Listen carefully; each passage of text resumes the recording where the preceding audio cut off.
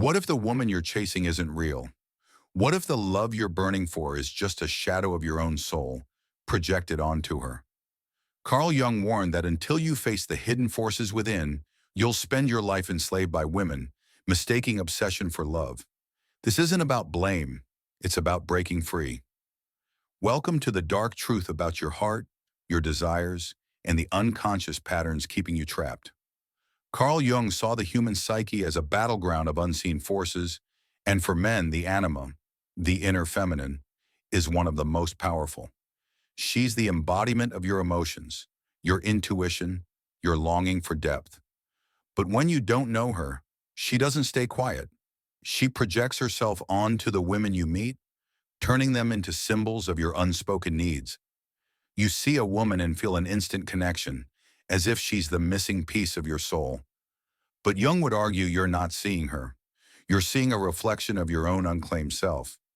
This projection isn't love, it's a trap. You meet someone, and within moments, she feels like home. Your heart races, your mind tells you she's different. Jung called this psychic possession.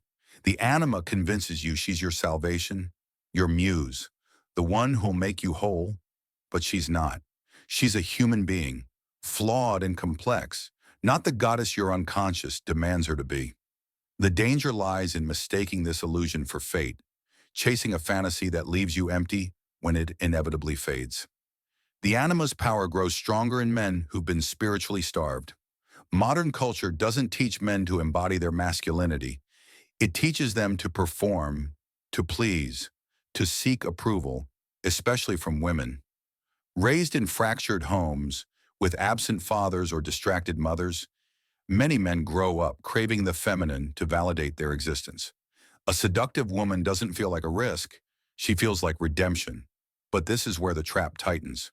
Her attention becomes your drug, her withdrawal your despair, and you call it passion when it's really a surrender of your soul. Women, too, are shaped by their unconscious. Jung described the animus, the inner masculine in women, as a force that, when unintegrated, turns them critical, controlling, or emotionally chaotic. A woman ruled by her animus might draw you in with intensity, only to push you away when you get too close.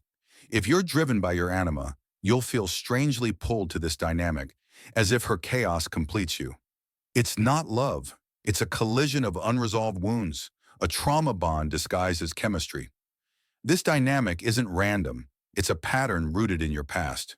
The women you chase, cold one moment, affectionate the next, punishing your strength and rewarding your compliance, reflect a blueprint from your early life.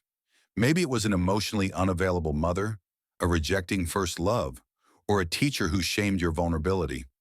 Your unconscious recognizes these patterns and recreates them, drawing you to women who feel familiar because they echo your wounds.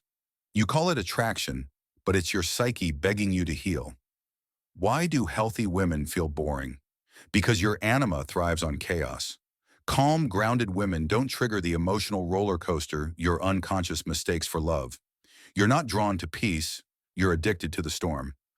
Jung taught that these repeating complexes are initiations gone wrong. You were meant to face these patterns, learn from them, and grow beyond them.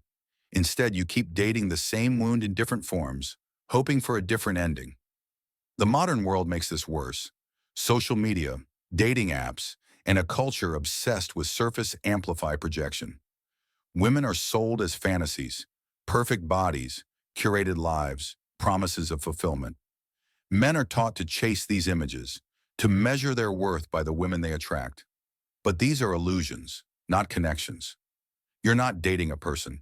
You're dating a symbol, a projection of your anima dressed up in filters and fleeting attention. And women aren't immune to this either. Many modern women, disconnected from their true feminine essence, lean into their unintegrated animus.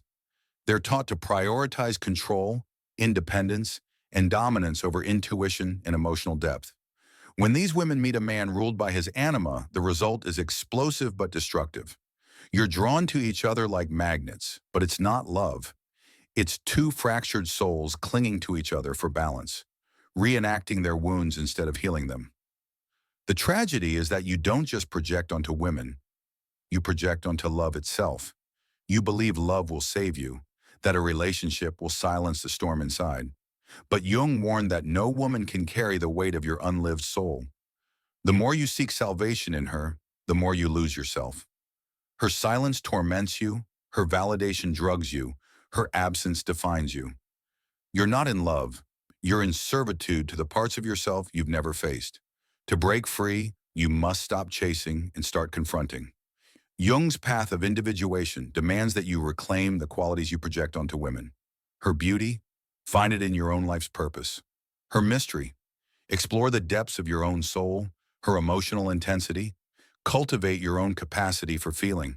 This isn't poetic, it's brutal. It means sitting with your loneliness, your hunger, your grief, and learning to hold yourself instead of begging her to do it for you. This work changes how women perceive you. An integrated man, one who's faced his anima, is psychologically sovereign.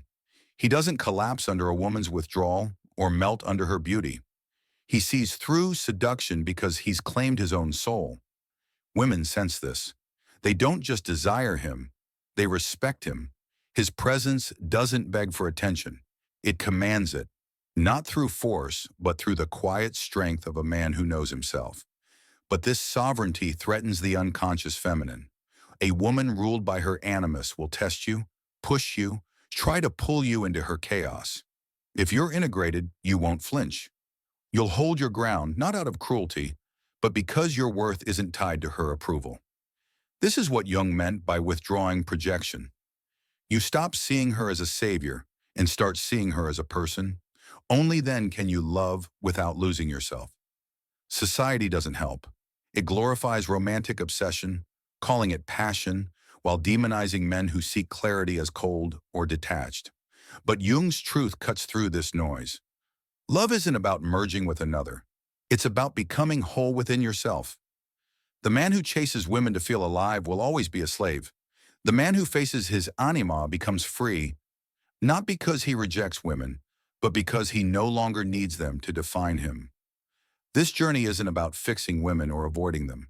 It's about fixing yourself. Every woman who breaks your heart, every obsession that consumes you, is a teacher. She's showing you the parts of your soul you've ignored. The pain isn't her fault, it's your unconscious, screaming for attention.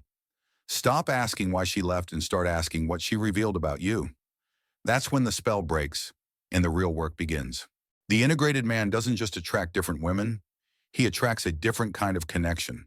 He's no longer a plaything for feminine chaos or a servant to her validation. He chooses love from a place of strength, not desperation. And when he loves, it's not to fill a void, but to share his wholeness.